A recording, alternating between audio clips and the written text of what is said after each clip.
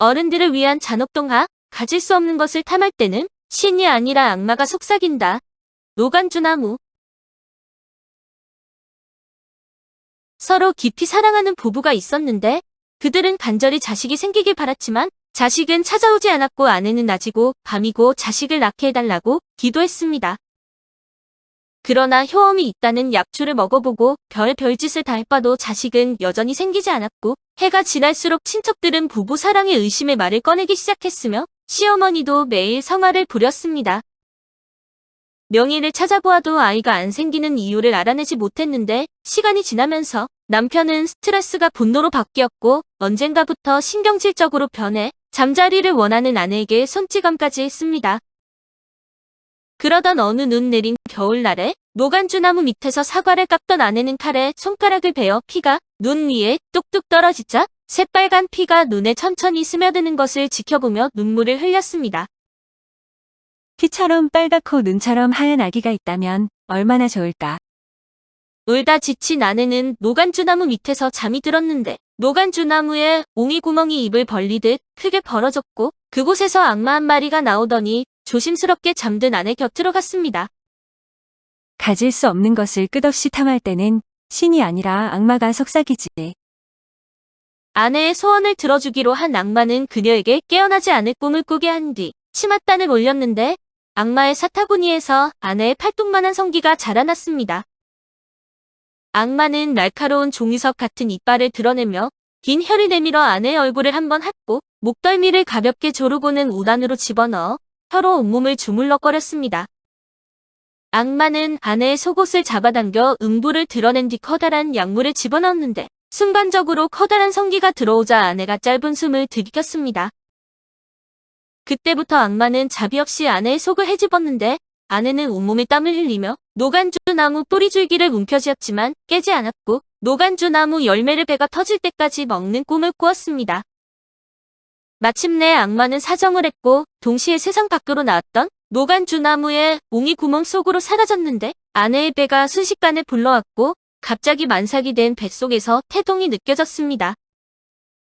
달콤한 향에 모시겨 노간주나무 열매를 잔뜩 따먹고는 잠이 들었는데 배가 불러있지 뭐예요. 드디어 우리에게도 자식이 생기나 봐요. 그러나 남편의 표정은 좋지 않았다. 그는 고개를 돌리더니 말했다. 하지만 그게 우리 아이는 아니지. 남편은 생각했다. 저 아이는 노간주나무와 아내의 자식이지 자신의 자식이 아니라고. 말하지 않아도 드러나는 남편의 의중을 눈치챈 아내는 조용히 자리를 피했다. 배를 쓰다듬으며 아내는 뱃속 아기에게 중얼거렸다. 아가, 너는 누가 뭐래도 내 아이야. 임신한 후로 아내와 남편의 사이는 더 멀어져 아내는 남편과 다른 시간에 밥을 먹었고 남편은 아내를 피해 다른 곳에서 잠을 잤습니다. 얼마 지나지 않아 아내의 진통이 시작되고 아내는 눈처럼 희고 피처럼 빨간 사내아이를 낳았는데 남편은 아이를 받을 때 검은색 호강이 피어오르는 듯한 악마적인 기운을 느꼈습니다. 남편과는 전혀 닮지 않은 것은 물론이고 아내도 닮지 않아 지나칠 정도로 아름다웠는데 출산 후 아이에게 자신의 모든 기운을 빼앗긴 듯 앙상해진 아내는 남편에게 말했습니다. 내가 죽으면 노간주나무 밑에 묻어줘요. 아내는 곧 숨을 거두었는데 남편은 아내가 사그라드는 것을 보며 자신이 아내를 얼마나 사랑했는지 깨달았고 자신이 얼마나 후회스러운 나날을 보냈는지 깨달았습니다. 남편은 노간주나무 밑에 아내를 묻고 나서 땅을 치며 통곡했는데 집으로 돌아온 남편은 눈을 의심할 수밖에 없었습니다. 집 안에는 아내와 똑 닮은 여자가 저녁 식사를 준비하고 있었는데 남편은 달려가 그 여자를 껴안으며 눈물을 흘렸습니다. 꿈이 아니라 정말 아내가 돌아온 것으로 남편은 여자와 같은 침대에 누우며 단둘이 평생을 함께하리라 다짐했고 여자에게서 옅은 노간주나무 냄새를 맡으며 깊은 잠에 빠져들었습니다. 남편과 여자는 다시 금실 좋은 부부가 되어 살기 시작했고 남편은 시간이 흐르면서 점점 기운을 되찾았지만 사내아이가 눈에 거슬리기 시작했습니다. 눈처럼 희고 피처럼 새빨간 아이가 자신을 들여다보고 있을 때면 왠지 모를 소름이 돋아내치게 일쑤였고 여자도 마찬가지로 아이를 냉대했습니다. 남편과 여자는 자신의 자식도 아닌데 기르고 있다는 생각에 아이에게 자주 화를 냈는데 전 아내와는 아이를 갖는데 실패했지만 아내와 똑 닮은 이 여자라면 아이를 가질 수 있을지도 몰랐습니다. 그래서 남편은 아이를 가지려 시도했고 여자는 딸을 낳았는데 자신을 무척 닮은 딸아이는 마음씨 고운 소녀로 자라 볼 때마다 여자는 지극한 사랑이 샘솟는 걸 느낄 수 있었습니다. 그러나 여전히 그 집에는 사내아이가 있었는데 사내아이가 놀던 폴밭은 말라비틀어졌고 사내아이가 내민 모이를 쪼러 날아든 새들은 땅에 떨어져 죽었습니다. 유일하게 말을 걸고 노는 사람은 딸아이뿐이었는데 그 모습을 보며 여자는 마음이 점점 초조해져만 갔는데 무엇보다 재산을 온전히 딸아이에게만 물려주기를 원했습니다. 전 부인에게서 태어난 아들이 그것을 조금이라도 받는다면 견딜 수 없을 것 같아 여자는 사내아이에게 점점 잔인해졌습니다. 어느 날 여자가 2층 방으로 올라가자 딸아이가 쪼르르 뒤따라왔다. 사과가 먹고 싶어요. 사과 한 개만 주세요. 그래, 내 귀여운 것. 여자는 크고 단단한 자물쇠가 달린 괴짝에서 먹음직스러운 사과를 하나 꺼내주었다. 사과를 받고 기뻐한 딸아이가 여자에게 물었다. 오빠에게도 주면 안 돼요? 딸아이는 오빠가 늘 적게 먹으며 많이 맞는 것이 안쓰러웠다. 여자는 딸아이의 말을 듣고 표정이 굳었다. 사내아이만 생각하면 속이 부글부글 끓었다. 하지만 겨우 참으며 말했다. 그래, 오빠가 학교에서 돌아오는 대로 주마. 저기 오빠가 돌아오고 있어요. 창밖을 내다보니 사내아이가 집을 향해 걸어오고 있는 것이 보였다. 그때 여자는 악마에라도 홀린 것처럼 딸에게서 사과를 빼앗아 다시 괴짝에 던져넣고 뚜껑을 닫아버렸다. 오빠가 보면 안 된다. 사내아이가 문을 열고 들어오자 여자는 그를 2층으로 불러올렸다. 얘야, 사과 먹으련? 여자가 처음으로 아이에게 무언가를 권하는 순간이었다. 사내아이는 엄마의 차가운 얼굴을 보고도 자신에게 주려고 하는 것을 받고 싶었다. 네, 먹고 싶어요. 사과 하나만 주세요. 사내아이가 말하자 여자가 괴짝을 가리켰다. 이리 와서 내가 직접 사과를 꺼내렴. 여자는 사내아이가 사과를 집으려 고개를 숙이는 순간 무거운 괴짝 뚜껑으로 목을 내리쳐 머리를 잘라낼 생각이었다. 하지만 사내아이는 쉽게 뚜껑을 열지 못했다. 너무 무거워서 상자를 열지 못하겠어요. 여자는 대신 뚜껑을 열어 밀칠 생각을 하고 사과 상자 앞으로 갔는데 뚜껑을 여는 순간 사내아이가 여자를 밀쳐 여자는 앞으로 고꾸라졌고 사과 상자에 머리가 들어간 찰나 뚜껑을 닫아버렸습니다. 여자는 질식하며 목에 압박을 느꼈지만 잘리지는 않았는데 여자가 빠져나오려 하자 사내아이는 상자 위로 올라탔고 상자 뒤에 있던 톱을 꺼냈습니다. 여자가 필사적으로 상자 뚜껑을 부여잡자 사내아이는 여자의 어깨서부터 팔을 톱질을 해서 왼팔이 떨어지며 피가 분수처럼 쏟아져 나왔습니다. 그때 여자의 비명을 듣고 딸아이가 방으로 들어왔다. 엄마? 엄마? 여자를 부르며 다가가려던 딸아이를 사내아이가 붙잡아 넘어뜨렸다.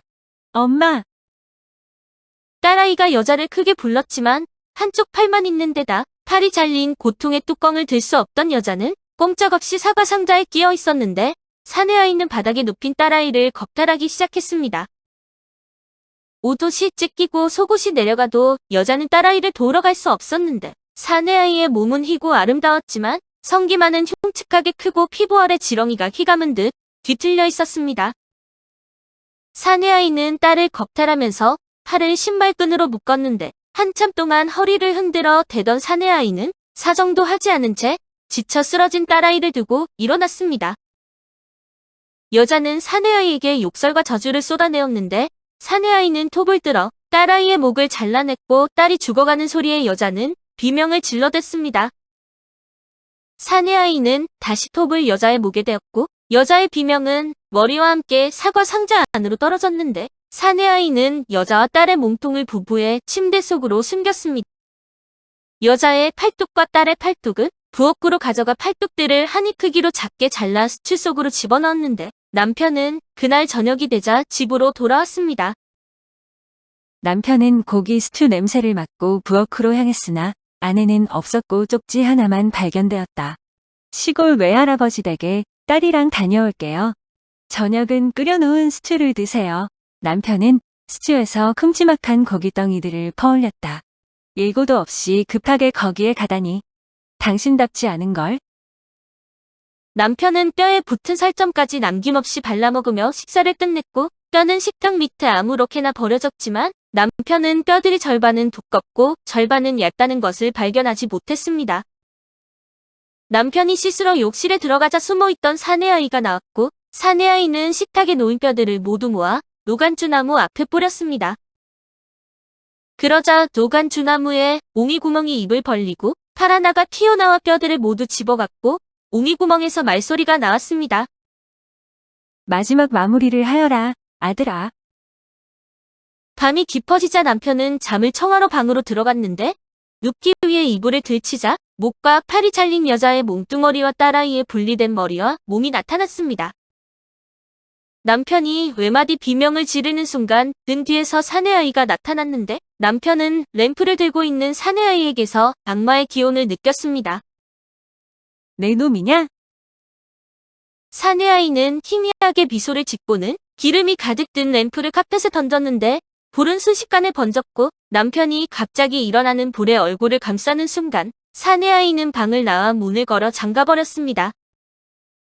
남편은 불을 피해 문 앞으로 갔으나 잠긴 문은 열리지 않았고 창문으로 뛰어가 커튼을 젖혔지만 창문은 나무 토막들과 함께 못질이 되어 있었습니다. 꼼짝없이 방에 갇힌 남편은 온 사방을 발로 걷어차고 몸부림쳤지만 탈출하지 못하고 불길에 삼켜졌는데 남편은 창문의 나무 토막 틈새 사이로 노간주나무 아래에 있는 사내아이를 보았습니다. 사내아이는 새처럼 아름다운 목소리로 노래를 부르기 시작했다. 우리 엄마는 나를 죽이려 했고, 누이 동생은 내게 먹혔네.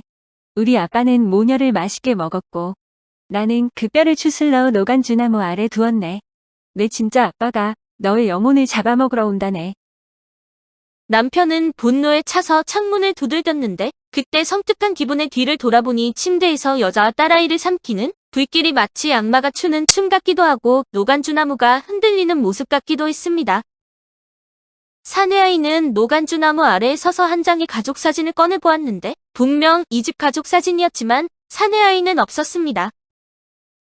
여자의 모습은 어디를 보아도 전 아내와 닮은 점이 없었고 딸아이는 남편의 모습을 단 한 개도 이어받지 않았고 여자의 바람과 달리 유산은 모두 사내아이의 것이었는데 사내아이가 속삭였습니다. 가질 수 없는 것을 끝없이 탐할 때는 신이 아니라 악마가 속삭이지. 오늘 어른들을 위한 잔혹동화는 가질 수 없는 것을 탐할 때는 신이 아니라 악마가 속삭인다. 노간주나무였습니다. 감사합니다.